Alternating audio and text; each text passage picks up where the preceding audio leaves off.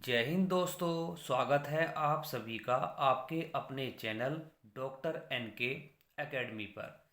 देखिए, हम 1 से लेकर के 20 तक क्वेश्चन हम इससे पहले की वीडियो में करा चुके हैं। आज हम क्वेश्चन 21 से कराएंगे और 45 तक कराएंगे। 21 से 45 तक आज हम क्वेश्चन कंप्लीट करा देंगे। तो देखिए, चलिए हम स्टार्ट करते हैं। Question number 21। क्वेश्चन ये है, निम्नलिखित में बृहत कोण है। तो देखिए, हमें ये बताना है कि इन चारों में से बृहत कोण कौन सा है। तो पहले हमें ये पता होना चाहिए कि बृहत कोण क्या होता है। तो देखिएगा, सबसे पहले हम बृहत कोण के बारे में बताते हैं कि बृहत कोण क्या होता है। 180 अंश से अधिक, 180 अंश से अधिक तथा 360 अंश से कम वाले कोण को,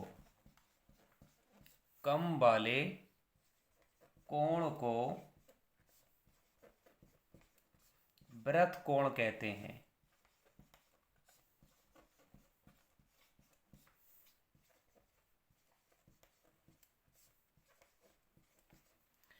बृहत कोण किसे कहते हैं? 180 अंश से अधिक तथा 360 अंश से कम वाले कोण को बृहत कोण कहते हैं। ये परिभाषा बीटीसी के एग्जाम में पूछी गई थी कि बृहत कोण क्या है। तो देखिए, 180 अंश से अधिक तथा 360 अंश से कम वाले कोण को हम बृहत कोण कहते हैं। तो यहां पर देखिएगा,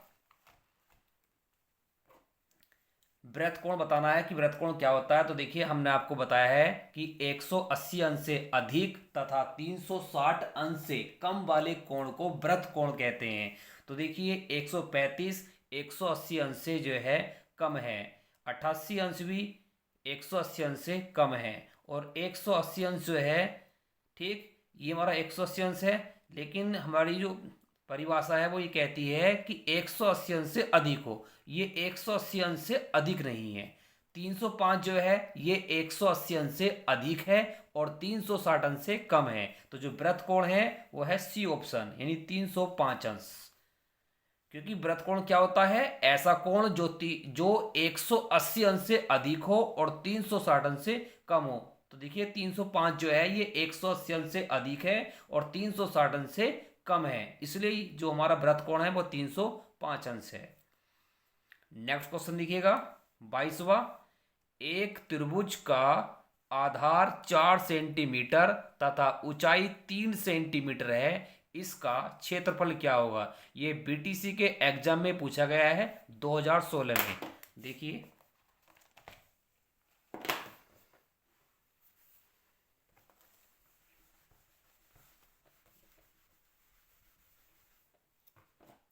क्वेश्चन ये है, क्वेश्चन नंबर 22। क्वेश्चन में कहा गया है, एक त्रिभुज का आधार, हमें आधार दिया गया है। आधार कितना है? आधार दे रखा हमें 4 सेंटीमीटर। आधार 4 सेंटीमीटर दिया गया है तथा ऊंचाई 3 सेंटीमीटर है। ऊंचाई दे रखी है हमें 3 सेंटीमीटर। ऊंचाई कितनी है? 3 सेंटीमीटर। ऊंचाई दे रखी है 3 सेंटीमीटर। हमसे कहा गया है इसका क्षेत्रफल होगा। किसका क्षेत्रफल होगा? त्रिभुज का। तो देखिए, हम जानते हैं त्रिभुज का क्षेत्रफल निकालने का सूत्र होता है 1/2 गुणा आधार, गुणा आधार और गुणा होता है ऊंचाई। त्रिभुज का क्षेत्रफल निकालने का सूत्र होता है 1/2 आधार गुणा ऊंचाई। तो देखिएगा, 1/2 गुणा आधार कितना है? 4 सेंटीमीटर, गुणा ऊंचाई कितनी है? 3 सेंटीमीटर। 2 दूनी 4, तो ये आ गया 2 गुणा 3, 2 तिया 6, क्षेत्रफल का मात्रक होता है मीटर स्क्वायर, लेकिन यहाँ पर आधार और जो ऊंचाई है वो सेंटीमीटर में दी गई है। आधार भी सेंटीमीटर में दिया गया है और ऊंचाई भी सेंटीमीटर में दी गई है, तो इसीलिए इसका मात्रक बनेगा सेंटीमीटर स्क्वायर। Centimetre square. देखिए यहाँ पर मिस्टेक है, ये 6 सेंटीमीटर स्क्वायर है, ये 16 सेंटीमीटर स्क्वायर है, ये 9 सेंटीमीटर स्क्वायर है और ये 12 सेंटीमीटर स्क्वायर है। तो इसका जो ऑप्शन होगा वो होगा 6, यानी ए ऑप्शन है इसका सही, 6 सेंटीमीटर स्क्वायर। नेक्स्ट क्वेश्चन,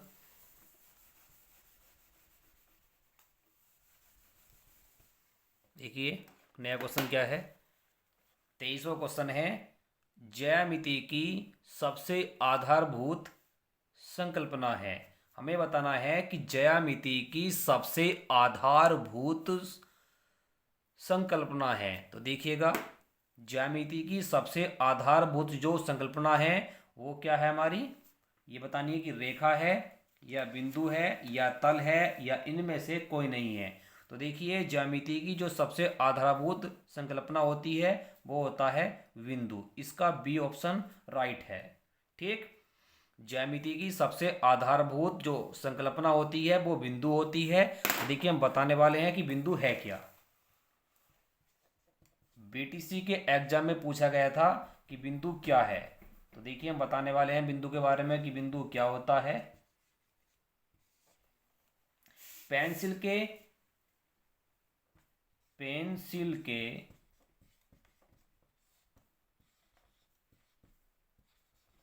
नुकीले, पेंसिल के नुकीले सिरे से एक चिन्ह जिसको हम बोलते हैं डॉट, अंकित करते हैं। डॉट चिन्ह अंकित करते हैं,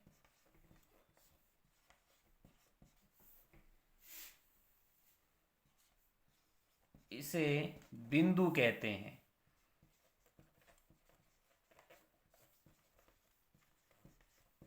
इसे बिंदु कहते हैं। बिंदु एक स्थिति निर्धारित करता है। बिंदु एक स्थिति निर्धारित करता है। स्थिति निर्धारित करता है। बिंदु की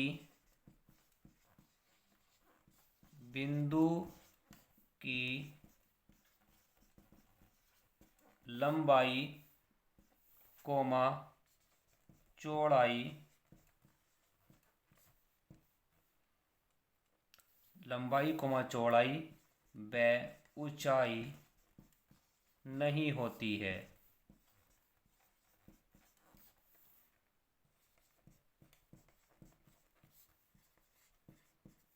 देखिए, हमने यहाँ पर बिंदु के बारे में बताया है कि बिंदु क्या है। ये बीटीसी के एग्जाम में पूछा गया था कि बिंदु क्या होता है।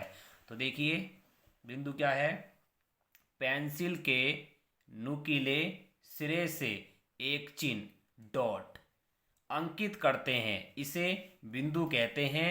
बिंदु जो है एक स्थिति निर्धारित करता है। बिंदु की लंबाई, चौड़ाई व ऊंचाई नहीं होती है। देखिए, ये जो डॉट है, ये जो हम इस तरह से जो ये पॉइंट लगा दिया हमने, जो हमने बिंदु लगाया है, इसको हम डॉट कहते हैं। ठीक है, अब देखिए नेक्स्ट क्वेश्चन 24।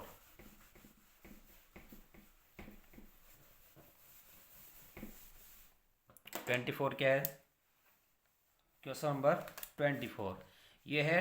24 है, ए बी बार का तात्पर्य है।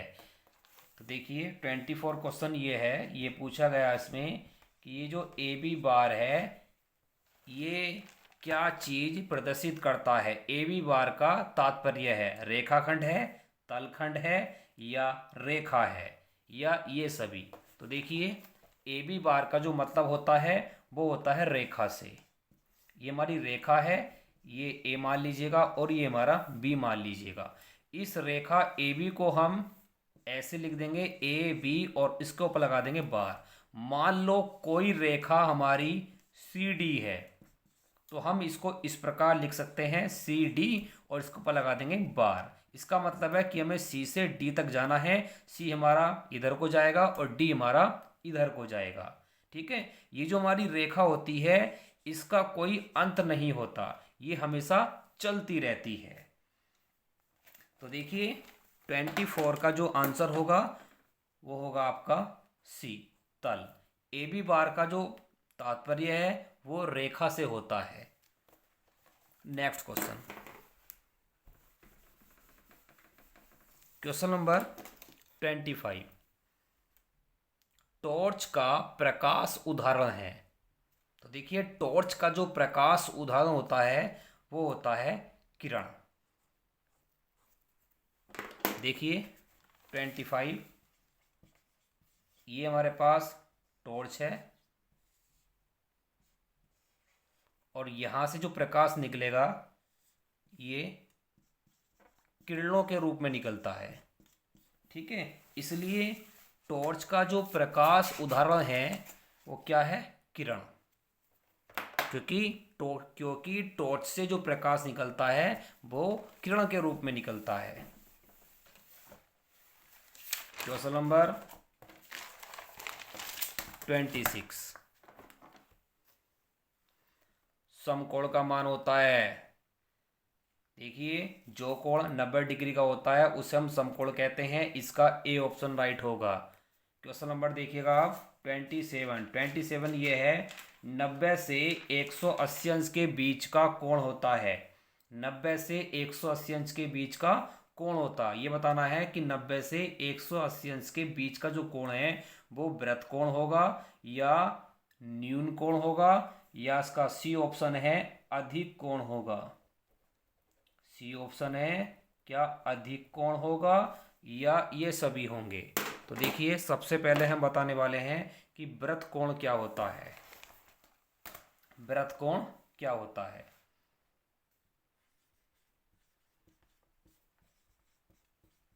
देखिए वृत्त कोण क्या होता है, 180 अंश से 180 अंश से अधिक 180 अंश से अधिक तथा 360 अंश से कम वाले कोण को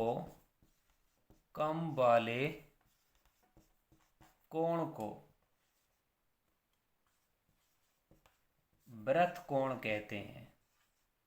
वृत्त कोण कहते हैं।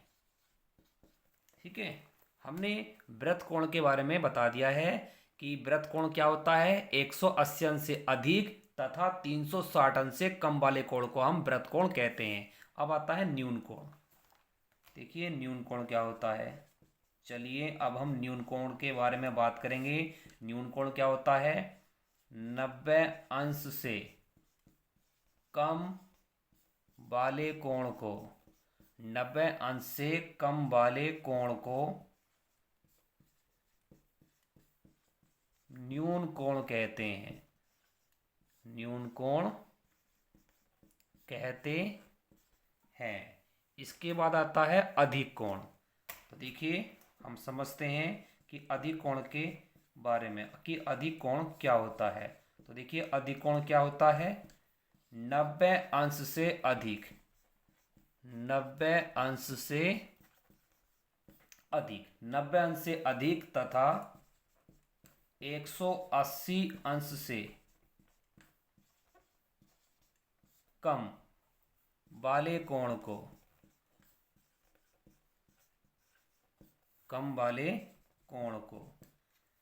90 अंश से अधिक तथा 180 अंश से कम वाले कोण को क्या कहते हैं, हम अधिक कोण कहते हैं। अधिक कोण कहते हैं।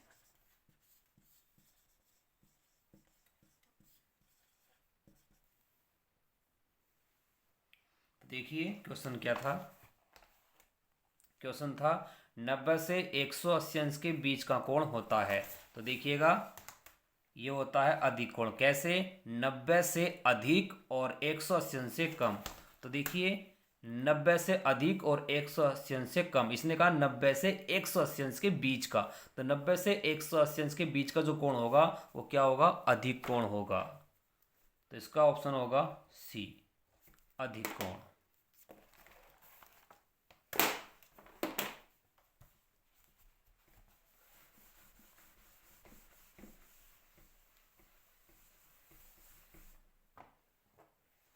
Question number 28। देखिए 28 क्या है?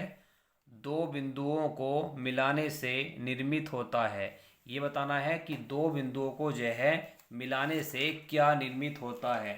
दो बिंदुओं को मिलाने से क्या निर्मित होता है? पहला है कोण होता है, या रेखा, या त्रिभुज, या तल।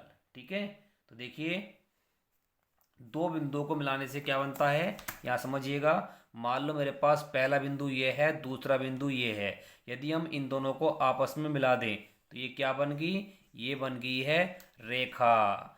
तो हमने यहाँ पर क्या सीखा है कि दो बिंदुओं को अगर आपस में मिला दिया जाए तो क्या बनती है?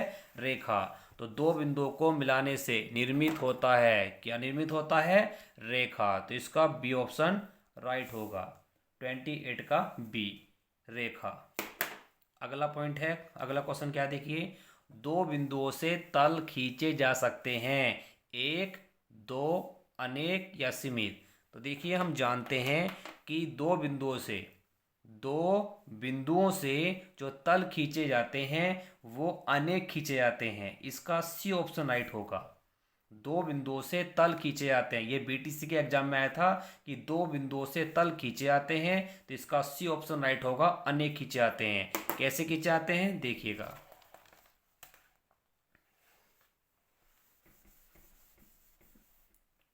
क्वेश्चन नंबर है 29। ये कह रहा है कि दो बिंदुओं से कितने तल खींचे जाते हैं। देखिए ये मेरे पास दो बिंदु हैं, ये बिंदु ए है और ये बिंदु बी है। हमने एक ऐसी रेखा खींची जो बिंदु ए और बिंदु बी से होकर जाती है। अब मैं यहाँ पर एक तल खींचने वाला हूँ जो इन दो बिंदुओं से होकर जाए।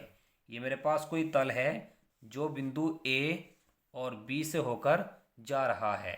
अगर मैं इस तल को इधर को घुमा दूँ, अगर मैं इस तल को इधर को घुमा दूँ तो ऐसे ऐसे बहुत सारे तल बन जाएंगे। इसलिए इसका जो आंसर होगा वो होगा अनेक, कि दो बिंदुओं से तल खींचे जाते हैं वो अनेक खींचे जाते हैं।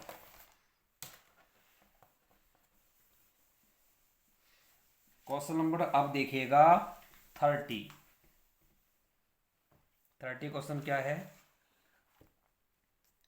घन आकार के डिब्बे के सभी छह तल प्रदर्शित करते हैं। घन आकार के डिब्बे के सभी छह तल प्रदर्शित करते हैं।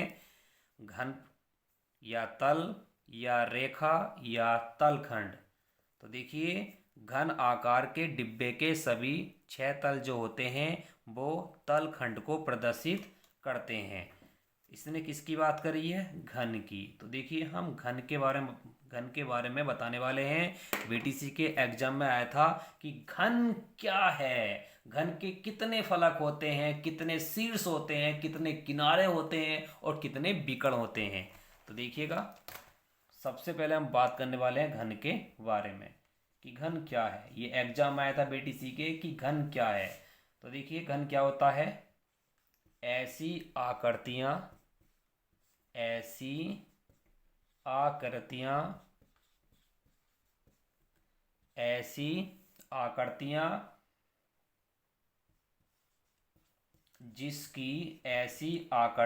जिसकी लंबाई कोमा चौड़ाई कोमा ऊंचाई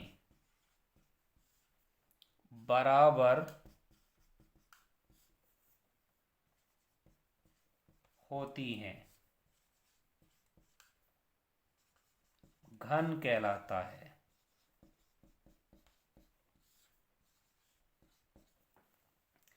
घन क्या है? ऐसी आकृतियां जिसकी लंबाई कोमा चौड़ाई कोमा ऊंचाई बराबर होती हैं घन कहलाता है। तो देखिए घन क्या होता है, ऐसी आकृतियां जिसकी लंबाई चौड़ाई ऊंचाई बराबर हो उसे हम घन कहते हैं। तो यहां पर हम घन बनाने वाले हैं।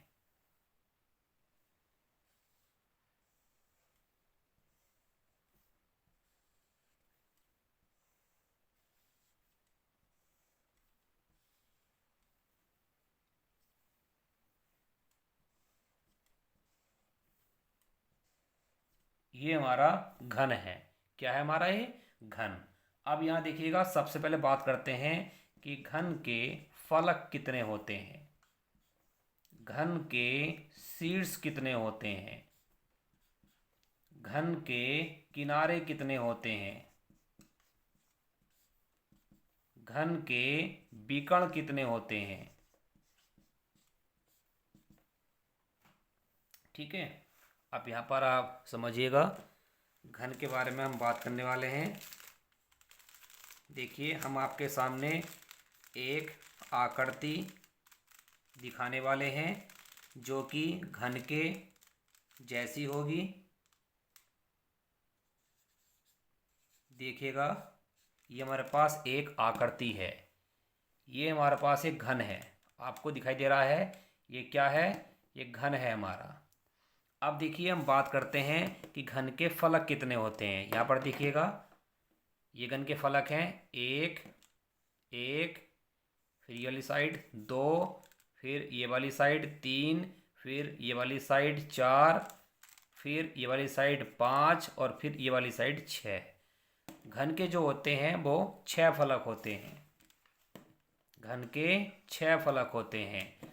और देखिए शीर्ष कितना होते हैं, शीर्ष यहाँ पर दिखेगा, एक दो तीन चार, चार शीर्ष आपके ये रहे और चार शीर्ष आपके ये वाले, चार शीर्ष ये वाले हो गए और चार शीर्ष आपके ये वाले हो गए। तो शीर्ष कितने होते हैं, आठ। और किनारे कितने होते हैं, किनारे अब देखिए किनारे दिखाते हैं, या चलो एक काम करते हैं, हम आपको इस पर नहीं दिखा रहे किनारे, हम किनारे आपको इस पर देखो यहाँ बताते हैं किनारे, किनारे कौन से होते हैं। देखिए ये पहला किनारा एक, दूसरा किनारा दो, तीन, चार, पाँच, छः, एक सात, एक आठ और एक नौ और एक दस और एक ग्यारह और एक बारह। किनारे कितने हो गए, 12 हो गए। और इसके विकर्ण कितने होते हैं, विकर्ण होते हैं इसके चार। कितने विकर्ण होते हैं, चार। अब देखिएगा आप, अब हम बताएंगे कि घन का आयतन क्या होता है। घन का जो आयतन होता है, घन का आयतन निकालने का सूत्र होता है भुजा की घात 3। घन की प्रत्येक भुजा समान होती है, इसलिए घन का जो आयतन होता है वो भुजा की घात 3 होता है। इसके बाद आता है घन की एक सतह का क्षेत्रफल। घन की एक सतह का क्षेत्रफल निकालने वाले हैं। देखिए ये हमारे पास घन है, घन की जो सतह है ये वाली है, जो घन की ये वाली जो सतह आपको दिखाई दे रही है, इसका हमें क्षेत्रफल निकालना है। तो देखिएगा जो घन की सतह है वो एक वर्ग जैसी है, तो वर्ग का जो क्षेत्रफल होता है वो भुजा स्क्वायर होता है। तो घन की एक सतह का जो क्षेत्रफल होगा वो होगा भुजा स्क्वायर। घन की एक सतह का क्षेत्रफल भुजा स्क्वायर इसलिए होता है क्योंकि जो इसकी ये जो सतह होती है ये वर्ग जैसी होती है, और वर्ग का क्षेत्रफल क्या होता है, भुजा स्क्वायर। इसके बाद हम निकालेंगे घन का संपूर्ण पृष्ठ। घन का संपूर्ण पृष्ठ, देखिएगा घन का संपूर्ण पृष्ठ क्या होता है, संपूर्ण पृष्ठ होता है 6 गुणा भुजा स्क्वायर। संपूर्ण पृष्ठ 6 गुणा भुजा स्क्वायर इसलिए होता है क्योंकि घन में जो है वो 6 भुजा होती हैं, 6 फलक होते हैं, तो इसलिए इसका जो संपूर्ण पृष्ठ होता है वो होता है 6 गुणा भुजा स्क्वायर। उसके बाद मान लो अगर हमें घन का विकर्ण निकालना है तो घन के विकर्ण की लंबाई निकालने का फार्मूला होता है √3 गुणा भुजा। कितना होता है? √3 गुणा भुजा होता है।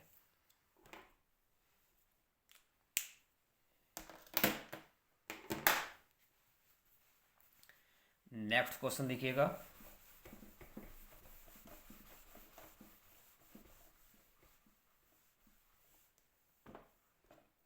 क्वेश्चन नंबर देखिएगा 31। निम्नलिखित में वृत्तकोण है। देखिए ये क्वेश्चन हमारा फिर दोबारा से रिपीट हो चुका है। इसका आंसर क्या था? 305 अंश था, क्योंकि हमने बताया था कि वृत्तकोण क्या होता है। वृत्तकोण क्या होता है कि जो 180 अंश से अधिक हो और 360 अंश से कम हो, उसको क्या कहते हैं? वृत्तकोण कहते हैं। तो 305 है वो 180 अंश से अधिक है और 360 अंश से कम है, इसलिए जो वृत्तकोण होगा वो 305 अंश होगा। नेक्स्ट क्वेश्चन, क्वेश्चन नंबर देखिएगा 32वां। निम्न आकृति में किसका कोई फलक नहीं होता है? तो देखिए घन का भी फलक होता है, घन के बारे में मैंने आपको समझाया है। घनाभ का भी जो है फलक होता है। देखिएगा घन जो होता है, घन की सभी भुजाएं बराबर होती हैं, लेकिन घनाभ की जो भुजाएं होती हैं वो सभी वो बराबर नहीं होती। इसकी लंबाई अलग होती है, चौड़ाई अलग होती और ऊंचाई अलग होती है। तो ये कह रहा है कि किसका फलक नहीं होता? घन का भी फलक होता है, घनाभ का भी फलक होता है, लेकिन गेंद का फलक नहीं होता। इसका सी ऑप्शन राइट है। नेक्स्ट क्वेश्चन है कोण जो है, कोण मुख्यतः प्रकार के होते हैं। ये कह रहा है कि जो कोण हैं वो कितने प्रकार के होते हैं? 3 प्रकार के होते हैं, या 5 प्रकार के होते हैं, या 8 प्रकार के होते हैं, या 9 प्रकार के होते हैं? तो देखिए जो कोण होते हैं वो हमारे 5 प्रकार के होते हैं। कोण हमारे 5 प्रकार के होते हैं। 5 प्रकार के कौन कौन से? कोण हमारे 5 प्रकार के होते हैं। देखिए कौन कौन से हैं। पहला जो कोण है वो है न्यून कोण। पहला है न्यून कोण, और दूसरा है समकोण, तीसरा है अधिक कोण, और चौथा है सरल कोण, और पांचवा है बृहत कोण। तो कोण जो होते हैं मुख्यतः वो कितने प्रकार के होते हैं? 5 प्रकार के होते हैं। न्यून कोण, समकोण, अधिक कोण, सरल कोण और बृहत कोण। नेक्स्ट क्वेश्चन क्या है? 90 अंश के कोण को कहते हैं, क्या कहते हैं? समकोण कहते हैं। Question number 35।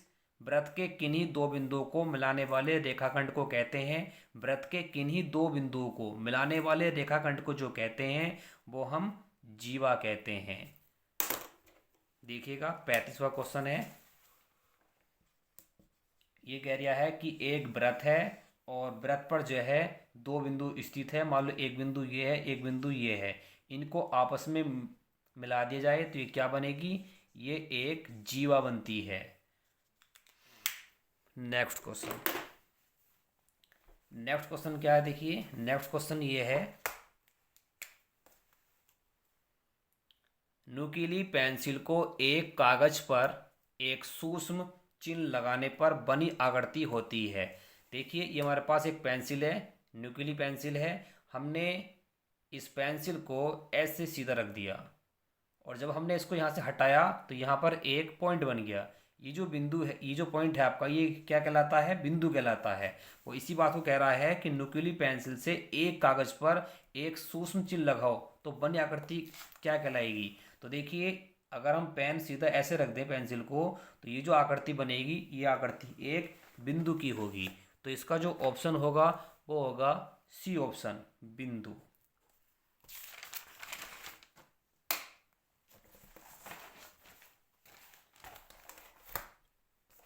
Question number 37। देखिए क्वेश्चन नंबर 37 क्या है? क्वेश्चन नंबर 37 में कहा गया है कि वृत्त की परिधि का सूत्र है। हमें ये बताना है कि जो वृत्त की परिधि होती है उसका सूत्र क्या होता है? तो देखिए वृत्त की परिधि का जो सूत्र होता है वो होता है C is equal to 2 pi R. C क्या है? सी को बोलते हैं सरकमफ्रेंस। सरकमफ्रेंस माने होती है परिधि। परिधि का सूत्र होता है C is equal to 2 pi r. तो देखिए हम सबसे पहले ये बताएंगे वृत्त क्या है। वृत्त आपका एरिया, ये आपका क्या है? वृत्त है। ये केंद्र है, ये त्रिज्या, ये त्रिज्या, ये त्रिज्या, ये त्रिज्या, ये त्रिज्या। वृत्त की सभी त्रिज्याएं जो हैं बराबर होती हैं। और ये जो है ये जो आपको दिखाया जा रहा है ये होती है आपकी परिधि। क्या बोलते हैं इसको? परिधि बोलते हैं। और वृत्त की जो परिधि होती है वो होती है 2 पाई आर। और वृत्त का जो व्यास होता है वो त्रिज्या का दुगुना होता है, अर्थात व्यास बराबर होता है 2 गुणा त्रिज्या। वृत्त का जो व्यास होता है वो त्रिज्या का दुगुना होता है। व्यास ये वाला होता है, एक ऐसी रेखा जो केंद्र से होकर के जाए उसको हम व्यास कहते हैं। ये व्यास है, इसका नाम रख दिया हमने ए बी, और ये केंद्र है ओ। नेक्स्ट क्वेश्चन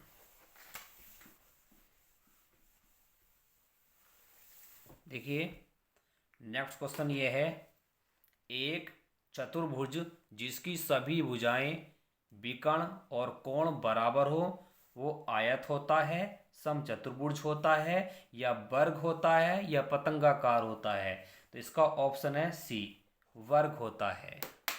देखिए जिसको आयत, समचतुर्भुज या वर्ग या समकोण त्रिभुज कोई भी चीज़ हो, जिसको इनके बारे में अगर मालूम ना हो तो इसकी वीडियो हम पहले बना चुके हैं। उनका कॉन्सेप्ट आप क्लियर कर लें कि आयत क्या होता है, समचतुर्भुज क्या होता है, वर्ग क्या होता है, ये हम बता चुके हैं। तो देखिए वह चतुर्भुज जिसकी सभी भुजाएं विकर्ण और कोण बराबर हैं उसको हम वर्ग कहते हैं। वर्ग कैसे कहते हैं देखिएगा, ये वर्ग है हमारा। वर्ग क्या होता है? ऐसा चतुर्भुज जिसकी चारों भुजाएं बराबर हो उसको हम वर्ग कहते हैं। और इसके प्रत्येक जो कोण होता है वो 90 डिग्री का होता है। प्रत्येक कोण जो होता है वो 90 डिग्री का होता है। ये 90, ये 90, ये 90, ये 90। और जो इसके विकर्ण होते हैं ये परस्पर बराबर लंबाई के होते हैं। जितनी लंबाई इस विकर्ण की होगी उतनी ही लंबाई इस विकर्ण की होगी। नेक्स्ट क्वेश्चन 39, समांतर चतुर्भुज के क्षेत्रफल का सूत्र है। देखिए समांतर चतुर्भुज के क्षेत्रफल का जो सूत्र होता है वो होता है आधार गुणा ऊंचाई होता है। ये बीटीसी के एग्जाम में पूछा गया था और सीटेट के एग्जाम में भी आया था कि समांतर चतुर्भुज के क्षेत्रफल का सूत्र है। तो देखिए समांतर चतुर्भुज के क्षेत्रफल का जो सूत्र होता है ये होता है आधार गुणा ऊंचाई। कैसे होता है देखिएगा, हमारे पास ये एक समांतर चतुर्भुज है, इसका नाम रख दिया हमने ए बी सी डी। देखिए समांतर चतुर्भुज क्या होता है? ऐसा चतुर्भुज जिसकी सम्मुख भुजाएं जो हैं समांतर हो। ये वाली भुजा इसके समांतर हो, ये वाली भुजा इसके समांतर हो, तो ये समांतर चतुर्भुज कहलाता है। ए बी सी डी एक समांतर चतुर्भुज है जिसमें ए बी जो है वो समांतर है किसके? डी सी के। और जो हमारा ए डी है, जो हमारा ए डी है, ये ए डी ये समांतर है किसके? बी सी के। ए बी समांतर है डीसी के और एडी समांतर है बीसी के।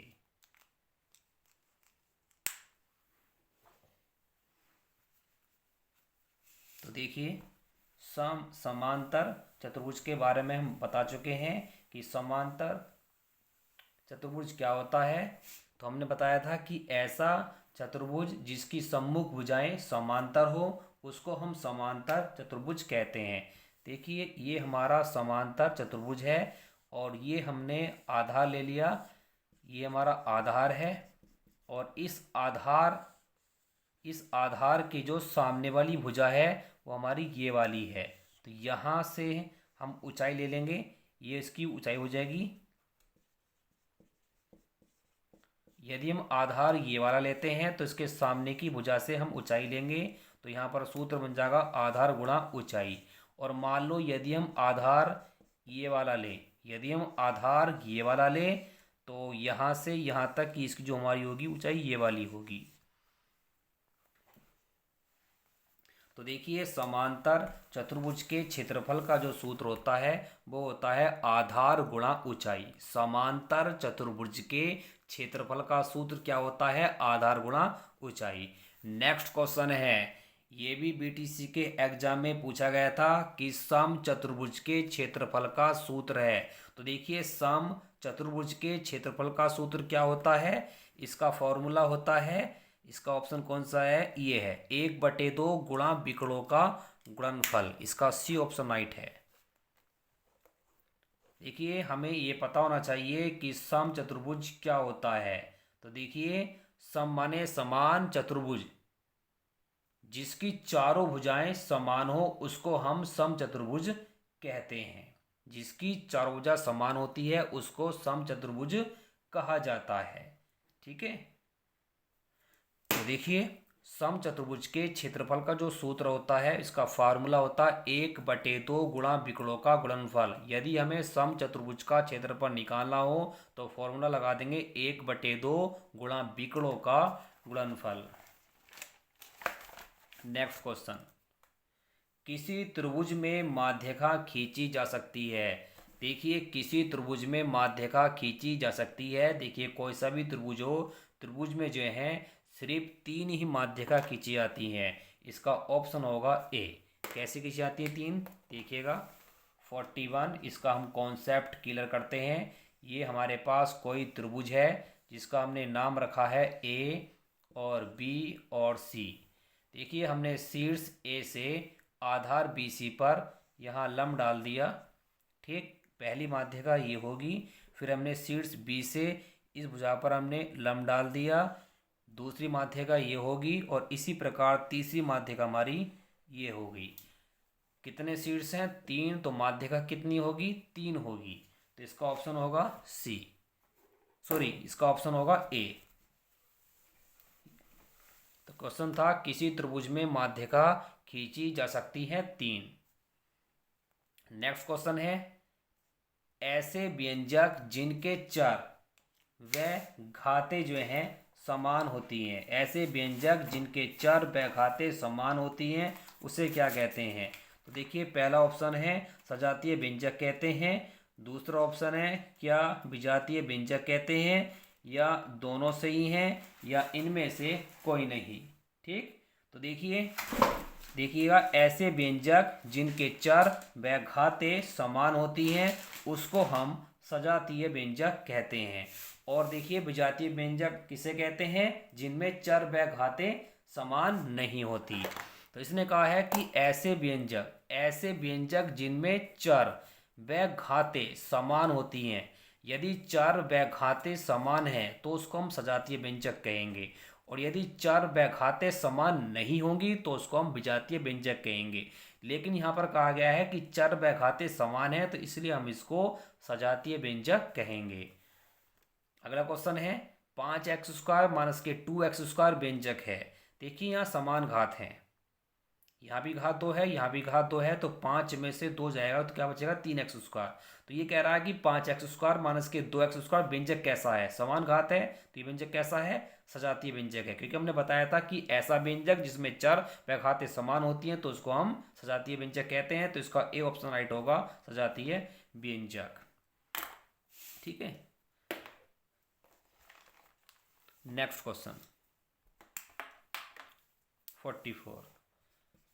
44 क्वेश्चन ये है, ये कह रहा है 8a माइनस के 3b और प्लस 3a प्लस 2b का मान क्या होगा। देखिएगा 8a ऐसी का ऐसी प्लस 3a ऐसी का ऐसी, ए वाले हमने एक तरफ कर दिए, और ये है माइनस के 3b और प्लस के 2b बीबी वाले हमने एक तरफ कर लिए। 8 और 3 11a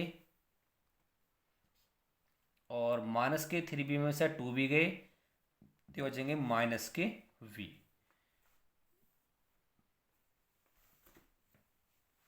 क्वेश्चन नंबर कुछ मिस्टेक तो नहीं हुआ भाई। 8a minus 3b plus 3a plus 2b का मान पूछ रहा है। तो 8 और 3 ये हो गए 11a, और 3b में से 2b जाएगा तो खाली क्या बचेगा हमारा b बचेगा। क्या बचेगा? माइनस के b बचेगा। 8 और 3 11 हो गए, और 3b में से 2b गया तो बचेगा माइनस के b। तो देखिए इसका जो ऑप्शन होगा वो होगा सी ऑप्शन, 11a माइनस के b। ये मिस्टेक हो गया लिखने में, 11a माइनस b, इसका सी ऑप्शन राइट होगा। अब क्वेश्चन देखिएगा आप, ये लास्ट क्वेश्चन है हमारा 45। देखिए 45 क्या है। 45 क्वेश्चन ये है हमारा, यदि x माइनस 2 बराबर 1 हमें दिया है, क्या दिया है? ये कह रहा है कि x माइनस 2 बराबर 1 है। x माइनस 2 बराबर 1 दे रखा, तो देखिए यहाँ से हम x का मान निकाल लेते हैं। 1 इधर प्लस का है, इस माइनस 2 को इधर ले आओ तो ये हो जाएगा प्लस का 2। x बराबर हो गया 2 और 1 3। हमसे कहा गया है कि आपको जो है 3x² प्लस 5x प्लस 2 का मान निकालना है। तो देखिएगा 3 गुणा x की जगह मान रखो 3 का वर्ग, और प्लस है 5 गुणा x की जगह रखो आप 3 और प्लस के 2। तो 3 गुणा 3 का वर्ग 9, और 5 तिया 15 और प्लस 2, 9 तिया 27 और प्लस 15 और 2 17, 7 और 7 14, हासिल लगा 1 2 और 1 3 और 1 4।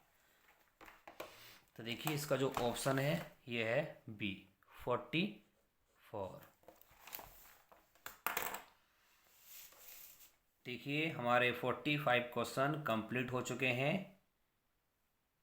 अब हम अपना जो क्वेश्चन है वो 45 क्वेश्चन कंप्लीट हो गए, और जो नेक्स्ट क्वेश्चन है वो हम अगली वीडियो में कराएंगे। हमारे चैनल को सब्सक्राइब करें और कमेंट करें और लाइक करें।